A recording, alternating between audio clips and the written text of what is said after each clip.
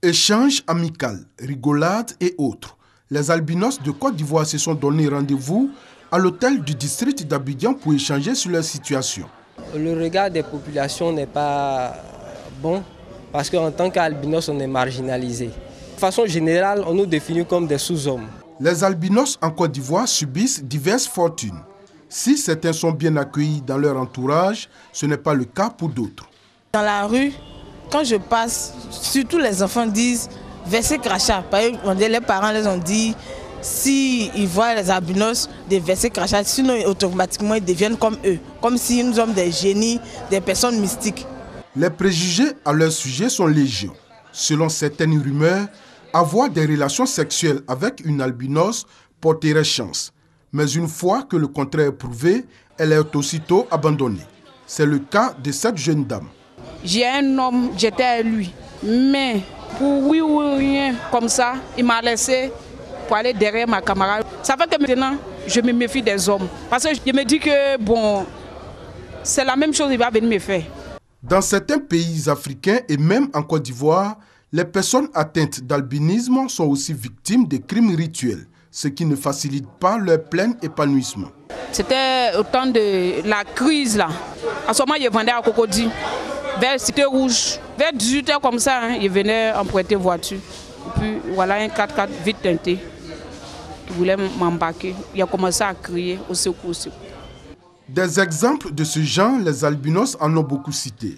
Mais aujourd'hui, grâce aux nombreuses campagnes de sensibilisation selon eux, le regard des populations sur leur communauté a beaucoup changé. Cette jeune fille, autrefois complexée, a fini par s'accepter telle qu'elle est. J'ai appris à apprécier ma peau. Voilà, je la trouve assez belle et disons que j'aime la différence. Les regards ont changé et on constate aussi au niveau de l'insertion socio-professionnelle et puis aussi au niveau de l'intégration sociale. Et les personnes commencent à accepter, l'albinisme est aujourd'hui accepté par les personnes de teint noir. L'albinisme est toujours d'origine génétique. L'individu atteint se caractérise par une peau laiteuse ainsi que des cheveux clairs et des yeux parfois rouges. Ceci en raison de l'absence totale ou seulement partielle de mélanine.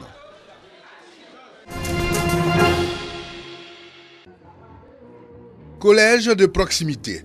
La mission du gouvernement s'est accomplie à Ravia dans le département de Didiévi, celle d'atténuer les souffrances des parents en rapprochant l'école de leurs enfants. Le collège de proximité de Ravia a ouvert ses portes en 2015 avec 2 classes de 6e, ou un effectif de 100 élèves. L'effectif des affectés de 2016-2017 est de 175 élèves. Aujourd'hui, cet établissement secondaire dispose de 12 salles de classe avec 2 niveaux. Mais la difficulté réside dans l'insuffisance du personnel enseignant. Le professeur d'anglais et qui fait EPS aussi. Des jeunes gens qui sont beaucoup consciencieux, ils sont dévoués à la tâche. Je suis heureuse d'être ici et de voir ces enfants-là qui arrivent, qui ne savent pas comment faire un devoir. Et puis aujourd'hui, avec 2 ou 3 mois après, et en tout cas, ils commencent à comprendre des choses, ça fait plaisir. Cadres, responsables de l'établissement et autorités locales encouragent les enseignants pour leur engagement à œuvrer en vue du bon fonctionnement de leurs collègues de proximité. Encourager les professeurs qui font de grands efforts pour que nos enfants restent à l'école. Donnez-leur le courage de ne pas demander tout le temps des permissions. Ils viennent de très loin pour arriver à Ravia. Si nous ne faisons pas d'efforts, ils vont demander tous des affectations. Le collège de proximité de Ravia compte 247 élèves, dont 88 filles. Ici, les filles se montrent très excellentes dans les matières enseignées. Impossible de sortir de San Pedro ou de s'y rendre par la route en ce moment. Toutes les voies d'accès sont coupées. Ici, sur l'axe San Pedro Sassandra, à 10 km de la ville, le pont Primé submergé. Pas que la chaussée, plantations et villages environnants envahis par les eaux de pluie. Pas d'accès sur l'axe San Pedro Grand Bérébi. La route coupée. Le pont au niveau du corridor s'est effondré. La circulation désormais interdite aux automobilistes jusqu'à nouvel ordre. Les piétons, eux, aidés par les pompiers civils, sont les plus chanceux. Ils arrivent à se frayer un passage pour le moment. Tableau similaire à 4 km de San Pedro. Impossible de circuler au niveau de l'axe San Pedro-Subre. Ici aussi, la chaussée s'est effondrée. Les véhicules sont obligés de stationner sur de longues files, au grand désarroi des usagers.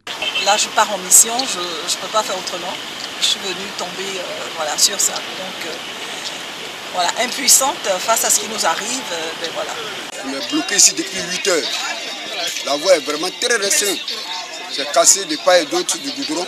Et vraiment, on ne sait vraiment pas comment il faut faire pour se rendre là-dedans. Le préfet de région, préfet du département de San Pedro, s'est rendu sur les lieux pour constater les dégâts. Actuellement, on a 2 villages qui se trouvent sous l'eau, pratiquement sous l'eau, au niveau de Point Brûlé. Voilà un peu la situation pour l'air. Donc nous appelons vraiment toutes les autorités compétentes à apporter assistance à nos populations. Les pluies qui s'abattent sur San Pedro depuis plusieurs jours ont entraîné des inondations dans la ville. Ni cette maternité, ni même ce centre hospitalier n'ont été épargnés. Les constructions anarchiques qui obstruent les canalisations sont majoritairement à la base de ces inondations. De mai à octobre 1917, la guerre fait rage en Europe. La Vierge Marie est apparue à 7 reprises à 3 enfants, François, Jacinthe et Lucie. La deuxième apparition eut lieu le 13 juin 1917. Ce jour-là, l'échange entre la mère de Jésus et les enfants, agenouillés à la Cova da Iria, est aussi succinct que dense. Marie, après avoir demandé à Jacinthe de revenir le 13 du mois suivant, l'invite à réciter le chapelet avec assiduité et à apprendre à lire. Puis, elle annonce à la fillette qu'elle va emmener François et Jacinthe auprès d'elle. Pas Lucie, qui est destinée à faire connaître au monde la dévotion au cœur immaculé de Marie. Lucie s'attriste à l'idée de voir mourir prochainement ses petits cousins. Notre-Dame la console. Voici 100 ans, la Sainte Vierge apparaissait pour la 2e fois au petit berger de Fatima. L'Église célèbre cette année le centenaire de ses apparitions, marqué notamment par la canonisation de Jacinthe et François. Première apparition, 13 mai 1917, vers midi. Une dame toute vêtue de blanc apparaît aux 3 petits bergers dans un petit chêne. Deuxième apparition, 13 juin 1917. Troisième apparition, 13 juillet 1917. Quatrième apparition, 19 août 1917. Le 10 août 1917, l'administrateur du canton, Arthur d'Oliveira Santos, connu pour son anticléricalisme, demande à voir les petits voyants et les interroge sans succès. Le 13 août, il fait enfermer Lucie et ses 2 cousins pour trouble à l'ordre public. L'administrateur les relâche le 15 août. Pour la 5e apparition, le 13 septembre, environ 30 000 fidèles s'agenouillent devant le messager de la Vierge Marie, Lucie, Jacinthe et François, implorant leur secours pour obtenir la guérison des malades. 6e apparition, le miracle du soleil. Le 13 octobre 1917, il pleut à torrents sur la Cova da Iria et une foule d'environ 50 000 personnes récite le chapelet. Alors que Notre-Dame du Rosaire s'élève vers le ciel, la pluie s'arrête et le soleil revient dans un ciel bleu. Les témoins peuvent regarder le soleil directement. Ils le voient se mettre à tourner sur lui-même, lançant des faisceaux de lumière de différentes couleurs. La dévotion au cœur immaculé de Marie s'était développée à partir du XVIIe siècle, au point d'intégrer le calendrier liturgique à la date du samedi de la 3e semaine qui suit la Pentecôte. Mais le message de Fatima a donné à la dévotion au cœur immaculé de Marie un écho universel immense. Le 30 octobre 1942, le pape Pie XII consacre le monde au cœur immaculé de Marie. En 1954, Pie XII institue la fête de Marie-Reine, désormais fêtée le 22 août. Puis Jean-Paul II renouvelle la consécration au monde à 3 reprises, en 1982, 1983 et 1984.